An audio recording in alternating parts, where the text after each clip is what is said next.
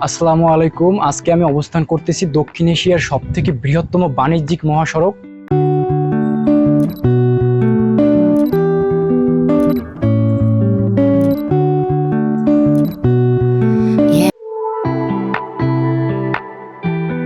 আসসালামু আলাইকুম everyone, this is me Jihad and you guys and watching me and welcome to Barishal 30 godown. আজকে আমি আছি বরিশালের 30 গোডাউন স্থানে, যেটি দক্ষিণ এশিয়ার সবথেকে বৃহত্তম বাণিজ্যিক মহাসড়ক।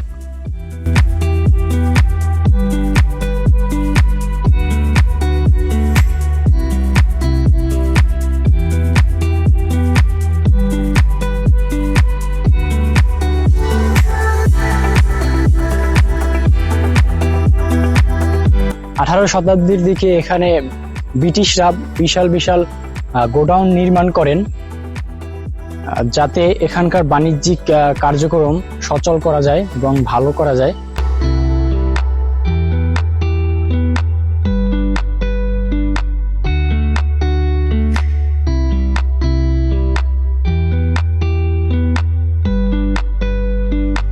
এটা হচ্ছে কীর্তনখোলা নদী, আর এটা 30 গোডাউনের যে রাস্তা, এটাকে কি যেন একটা বলে, এটা আমার খেয়াল নাই। বাট এটার পাশে অনেক বেঞ্চ পাতা আছে, মানুষ এখানে বসে বিশ্রাম নেয়।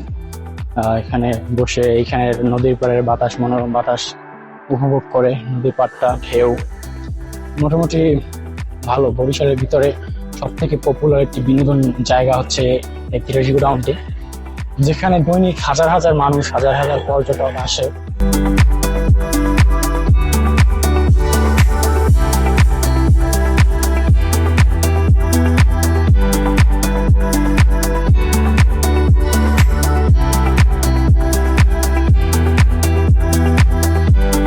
তো আমি এখন আছি এই যে বাংলাদেশ পুলিশ ট্যুরিজম, যেটা 30 গোডাউন।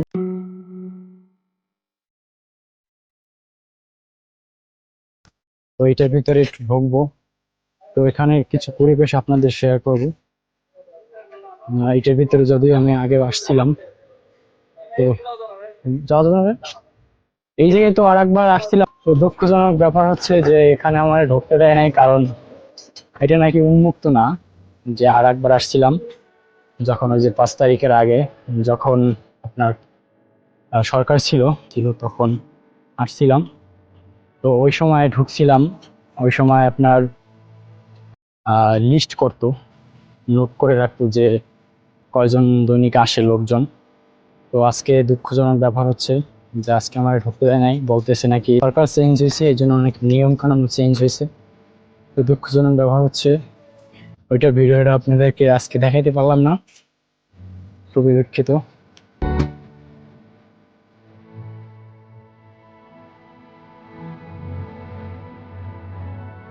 তো আমি যে কারণে দুপুরের দিকে আসছি এখানে, যে লোকজন একটু কম হবে, যে আমি একটু ফ্রি মাইন্ডে ভালোভাবে কথা বলতে পারবো। বাট এখানে যে দুপুরের সময় এত পরিমাণ ক্রাউড, আধা ঘন্টার মধ্যে বসেছিলাম।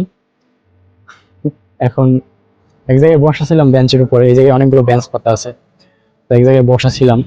এখন আমি যাচ্ছি, এই পাশে একটা সিঙ্গারা পয়েন্ট আছে, যে এখানে অনেক মজার মজার সিঙ্গারা পাওয়া যায় এবং ফাস্টফুড আইটেম পাওয়া যায়। তো ওইখানে যাচ্ছি। দুপুরের সময় যদিও দোকান নাও খোলা পেতে পারি, কারণ দুপুরের সময় কেউ থাকে না এখানে, সবাই বিকেল টাইমে আসে। তো তারপরও গিয়ে দেখি ওখানকার নদীর ভিতরে কিছু আইল্যান্ড টানা আছে, বেঞ্চ পাতা আছে, তো ওখানে বসে মনোরম বাতাস, পরিবেশ সুন্দর লাগে। আর বিকেল টাইমে আসলে আরো ভালো লাগে।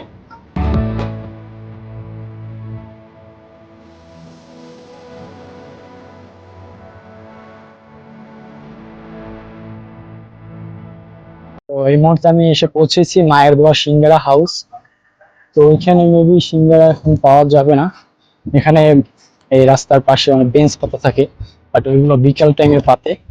এখন দুপুর, তাই এখন এখানে কোনো বেঞ্চ টেঞ্চ কিছুই নাই।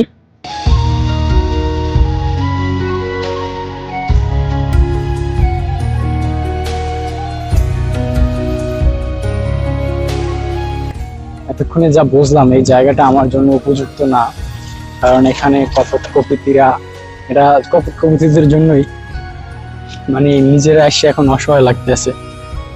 যে মানে এখানে যারা আসে সবাই ডাবল ডাবল, বাট আমি একা আর আমার মতো দু একজন আছে একা একা যারা আসে এখানে নদীর পাড়ে বাতাস মনোরম পরিবেশটা একটু উপভোগ করে।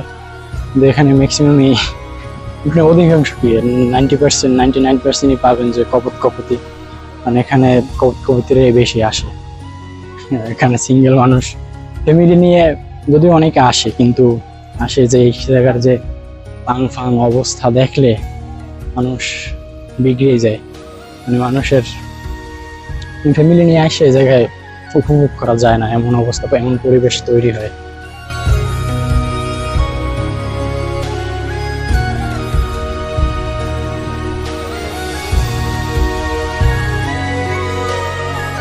ওই পাশে একটা আমাদের পটুয়াখালীর মতো একটা সেলফি রোডের মতো জায়গা আছে, তো আমি এখন ওইটাই যাব, আর ওইটাই গিয়ে আপনাদেরকে ওইটা একটু দেখানোর ট্রাই করব।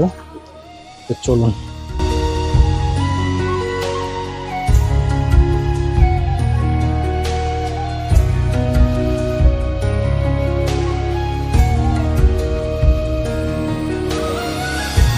এতক্ষণ আমি বৃষ্টির ভিতরে ছিলাম, এই যে আমার পিছনে যে ঘরটা দেখতে পাইতেছেন এই ছাপটার ভিতরে বসেছিলাম।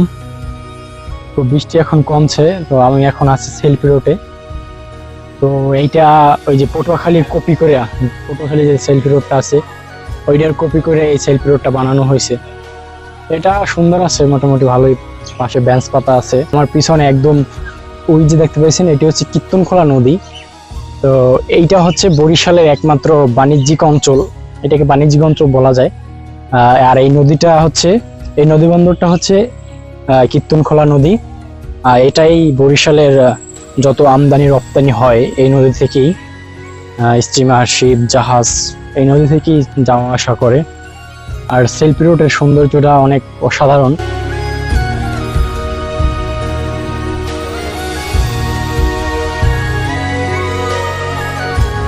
তো আজকের ভিডিও এই পর্যন্তই। ভিডিওটি ভালো লাগলে একটি লাইক করবেন, কমেন্ট করবেন এন্ড আপনার বন্ধুদের মাঝে শেয়ার করতে ভুলবেন না। আর আমার ফেসবুক পেজটিকে ফলো দিয়ে রাখুন। সবাই সুস্থ থাকুন, ভালো থাকুন। আল্লাহ হাফেজ, আসসালামু আলাইকুম।